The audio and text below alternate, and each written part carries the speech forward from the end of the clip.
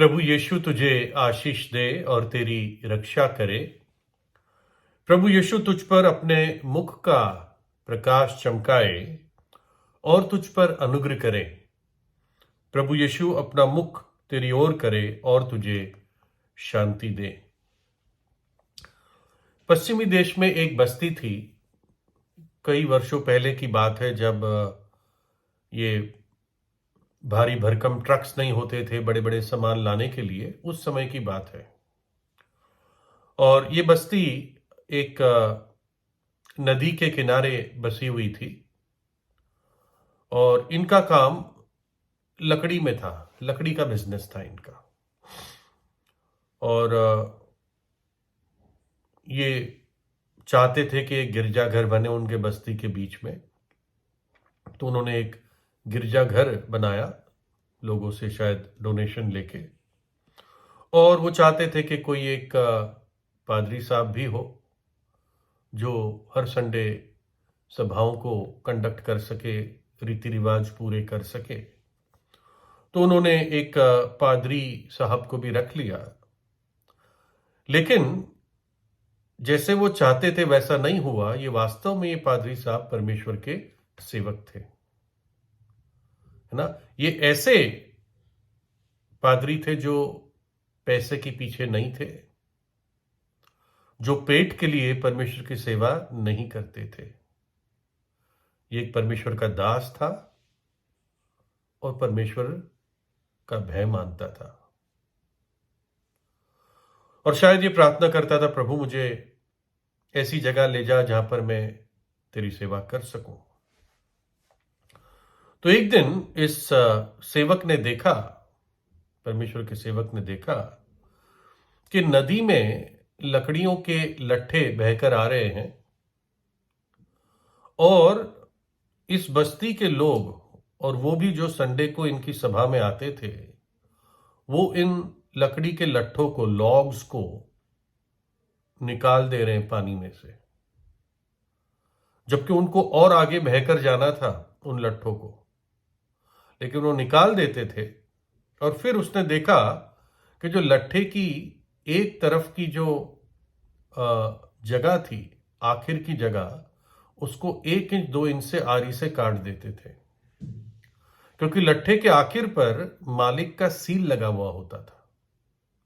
एक ऐसे पेंट से निशान बना हुआ होता था जो मिटता नहीं था, ताकि जिस मालिक का लट्ठा है वो अपनी जगह से नदी में से निकाल ले। लेकिन ये पहले निकाल लेते थे। दूसरे शब्द में ये चोरी करते थे। तो इस बात को देख के वो प्रभु का दास बड़ा डिस्टर्ब हुआ कि अरे, ये लोग गिरजाघर में आते हैं और पैसा भी देते हैं, मेरा खर्चा चलाते हैं, और इस प्रकार से चोरी भी करते हैं। इनका अपना बिजनेस है, तब भी किसी और का सामान चोरी करते हैं। और कितनी चालाकी से, जहां पर चिन्ह होता है मालिक का, किसी दूसरे मालिक का, उसको काट देते हैं। तो बड़ा वो डिस्टर्ब हुआ। तो अगले संडे उसने, सभा जब हुई, लोग आराधना के लिए आए, तो उसने संदेश दिया। और वो संदेश 10 आज्ञाओं पर आधारित था। परमेश्वर ने इज़राइल को और इस जगत के लिए 10 आज्ञाएं दी, जो बुनियादी है हर मनुष्य की जाति के लिए, दुनिया में कहीं भी क्यों ना हो। उसमें 4 आज्ञाएं परमेश्वर के प्रति मनुष्य की जिम्मेदारी, और 6 आज्ञाएं मनुष्य के प्रति जो जिम्मेदारी है। तो मैं थोड़े में ही बता देता हूं। उसमें जो पिछली आज्ञाएं हैं, जो मनुष्य के प्रति है, मनुष्य के प्रति जो जिम्मेदारी है, अपने माता पिता का आदर करना, हत्या ना करना, चोरी ना करना, व्यभिचार ना करना, झूठी गवाही ना देना अर्थात झूठ ना बोलना, और अपने पड़ोसी की किसी भी चीज का, उसके घर का, सामान का, जमीन का, प्राणी का, उसकी पत्नी का लालच ना करना। लालच, हत्याने की बात दूर है, लालच भी ना करना। तो खैर, उसने एक ही वाक्य पर संदेश बनाया, तू चोरी ना करना। और उसने बड़ा अच्छा संदेश दिया। और संदेश के बाद जब सभा खत्म हुई, लोगों ने उसको बड़ा सराहा कि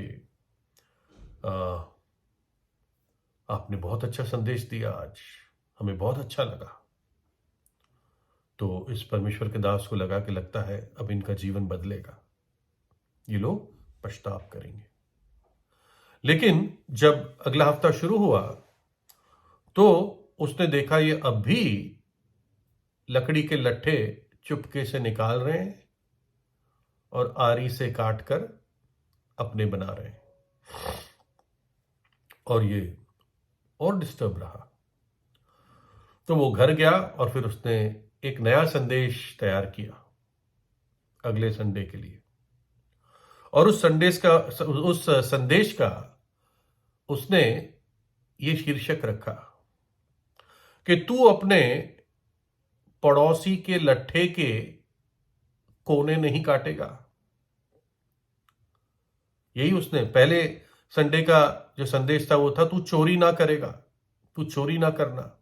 लेकिन अब उसने बहुत सीधी बात कही, तू अपने पड़ोसी के लट्ठे का कोना नहीं काटेगा।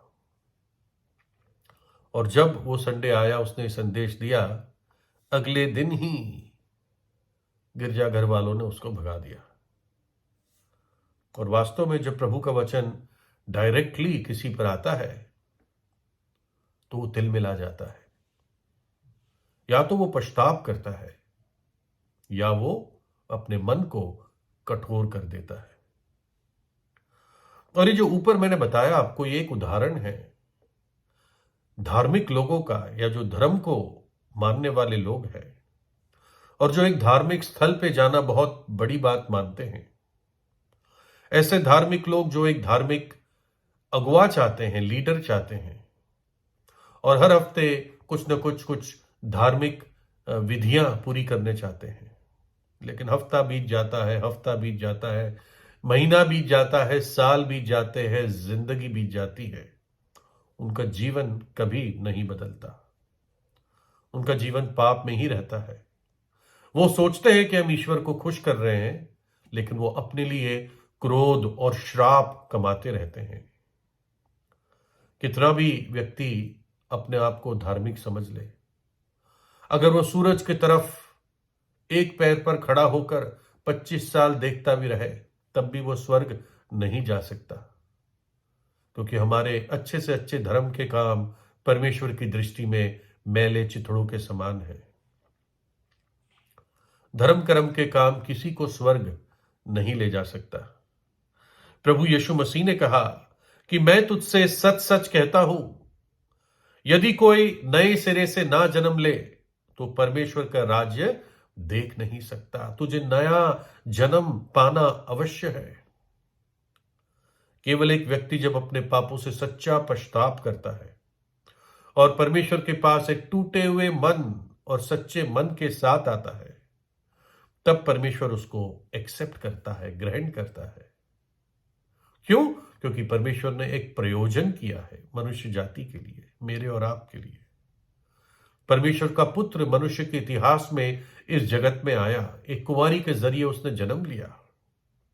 और कलवरी के क्रूस पर जब वो 33 वर्ष का था करीब, उसने हमारे पापों को और पाप की सजा को, पाप के श्राप को उसने अपने ऊपर उठा लिया।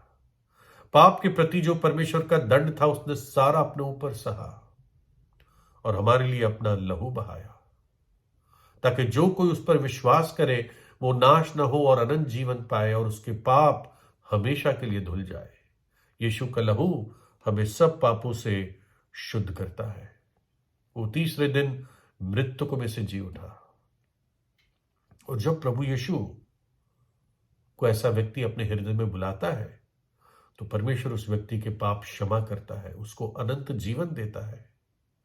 और ऐसा व्यक्ति ना केवल चोरी छोड़ देगा या अपने पाप को छोड़ देगा, परंतु जो मालिक था, जिसके लट्ठे उसने चुराए थे, वो उसके पास जाएगा, अपनी गलती, अपने पाप को मानेगा और कहेगा, मुझे इसकी भरपाई करनी है, बताइए मुझे कितना देना है, मैं और बढ़कर दूंगा, क्योंकि मैंने आपका नुकसान किया था। और ये पश्चाताप है, और ये प्रभु यीशु एक पापी के जीवन में ला सकता है, क्योंकि बाइबल बताती है प्रभु यीशु धर्म बनाने नहीं आया, ये समझाती है। प्रभु यीशु पापियों का उद्धार करने के लिए आया, वो जगत के लिए आया। भौगोलिक बाउंड्री से आप परमेश्वर को बांध नहीं सकते, वो पूरे जगत के लिए आया, जगत का उद्धार करता है।